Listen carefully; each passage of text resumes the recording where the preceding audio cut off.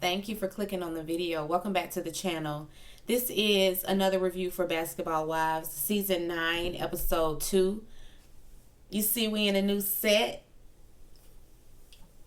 I like my new set. I'm trying to figure out this lighting because I don't really like this. I don't really like this lighting. But we're gonna figure it out.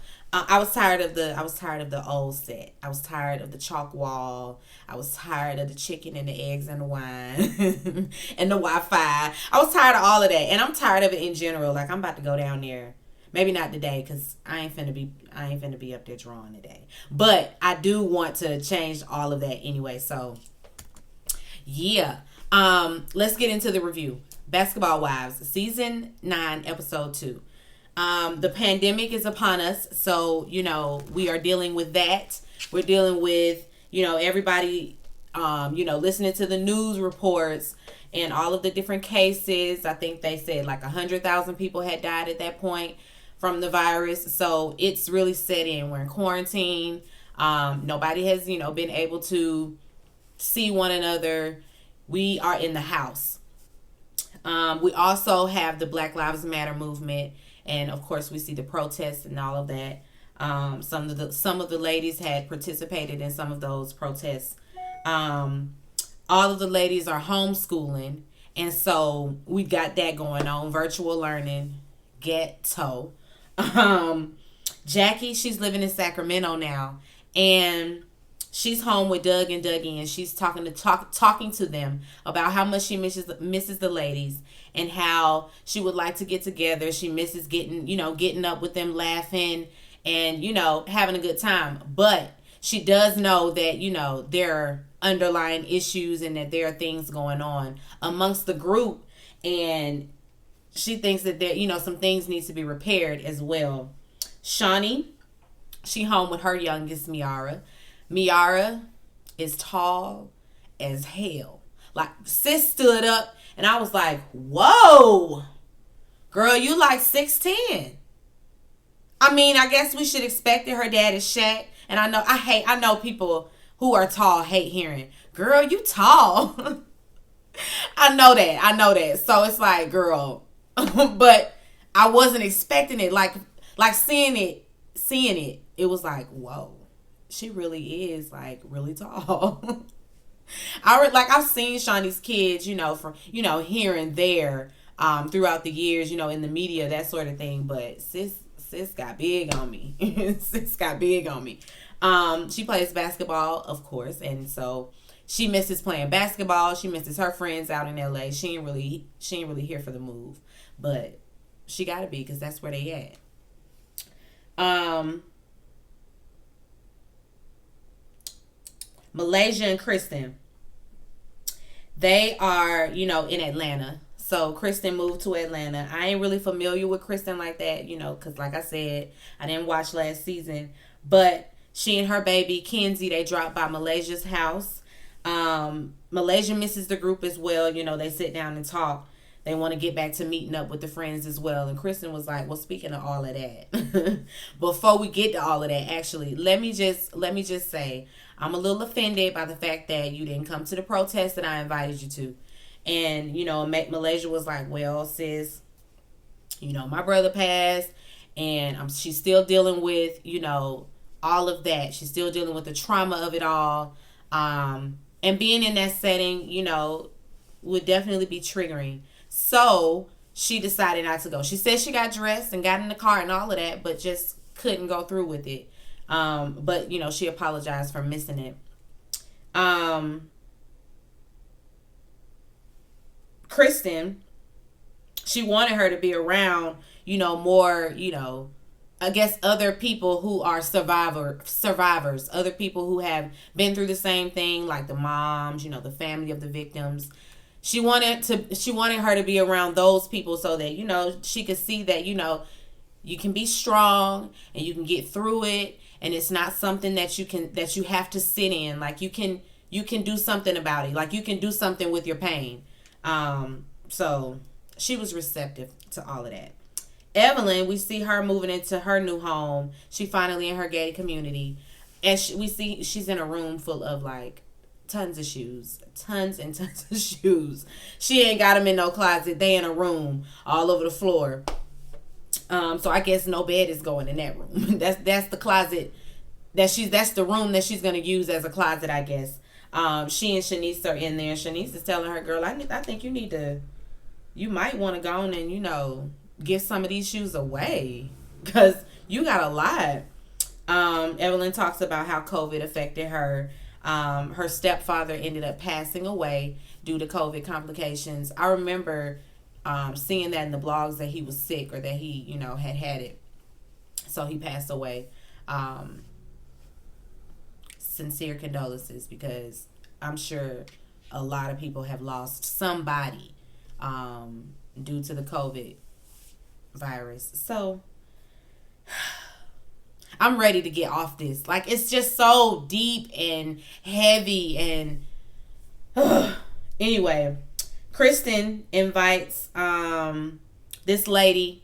I don't remember what her name was, but Kristen invites her to her home, and she's inviting Malaysia over as well. She wants Malaysia to meet her. She's an activist, as well as she's a survivor. She her son was killed by police as well. He was shot over, I think, like 76 times by the police.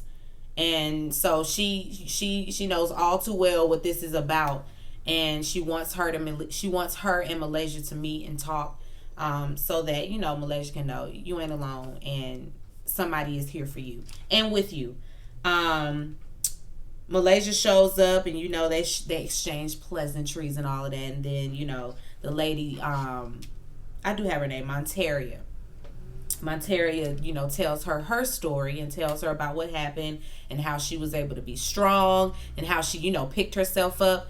It was enlightening and I'm sure therapeutic for Malaysia, so we love to see it. Malaysia, of course, she's nervous about having the talk. She hasn't had to have the talk yet with her kids, and so she thinks that it's, she needs to go ahead and do that like now. Evelyn, she wants to get a mansion out there in LA, and she wants all the ladies, well, not all the ladies, because she only invited, her little clique, including Jackie. She wants to go out to LA, and everybody under one roof. Everybody stay under one roof. And they film like that, because I guess that's essentially what the problem is. The filming is an issue since we all have to quarantine, and so why not get everybody tested, make sure everybody's negative, put them all in one house, and then we can film like that. So that's easier. Everybody's on board. I think she ends up calling everybody, and then when she tells everybody, well, I'm inviting Jackie, everybody rolling their eyes like, well, I mean, that's your call. I mean, I guess we can coexist. If she don't start no mess, then we ain't gonna have no mess. But, whatever. Then we see Jennifer. Jennifer is back. I didn't know she left, but she's back. And she's living in Atlanta as well. And then we see Kristen drop by her house. And, Kristen want to jump right in her tea. I don't know if everybody knows, over there in the blogs, over there in real time, Jennifer was dealing with a situation where her Range Rover was stolen. And she tells us a story about that. She was dating this guy. He ended up stealing her Range Rover. That's just that. And she wants justice. Kristen says, well, enough about that. Enough about your love life. Did you hear about... Well, no. She brings up Evelyn's trip. Did you hear about the trip? We going to LA, whatever. Jennifer was like, oh, yeah. Yeah, Jackie told me about that. Jackie said she getting a house. And Kristen's like, Jackie's getting a house? Since when? Because I thought Evelyn was getting a house. So Jackie's getting a house too. And she's also invited OG. And so, of course, Kristen is taken aback again because they have a sordid past. So, she's going to play nice, but she, it's good to know. It's good to have the heads up that some people you don't like are going to be up in your space. Kristen mentions that. She's like, well, that girl threw a no. Yeah, Kristen had a situation with OG getting all up in her face. And Jennifer is like, well, I mean, you got bitches throwing chairs and tables and stuff, so I mean, ain't nobody had my back. Where was the brigade for me? And Kristen's like, wait a minute. Well, we gonna take some of them. We gonna take the bitches off of off the person that threw the table. Jennifer is like, no, we not. Kristen said, yes, we are. Jennifer said, no, we not, because not up in my house. I can say whatever I want to in my house. In that moment, I was with Jennifer, because nah, girl, you cousin or no cousin, F her. You in my space, in my house, it's gonna fly out. Like, I'm good job for standing up for her, because that's what friends do, that's what family do. But you only gonna get so far with me up in my house with that, I mean, because you can go. You don't have to sit here and listen to me talk about your cousin, or let bitches fly when I'm talking about your cousin. You can go, Kristen. You can go. Don't be trying to check me about what comes out of my mouth where I pay the bills. Anyway, it doesn't like escalate or nothing like that. But Kristen is glad that, she knows what's what when it comes to this trip. OG and her boyfriend, they're having her mother and brothers over to the house. She cooks them dinner. She cooked them some goat. It looked like curry goat. I want some right now. She tells the family about the trip, basically getting their advice. Should I go? How should I, go about going on this trip? What do y'all think about me going? And they all give their perspective. Mama is cool with it. She's like, just don't go in there with no mess. Don't let nobody take you out of character. You can coexist. You know how to do that. So do that. Evelyn, she got real bad service in her house, and so we trying to get Kristen on the line. And when she finally gets Kristen on the line, Kristen, of course, tells her, what Jackie has done. Jackie is getting her a house, and Jackie has invited Jennifer and OG.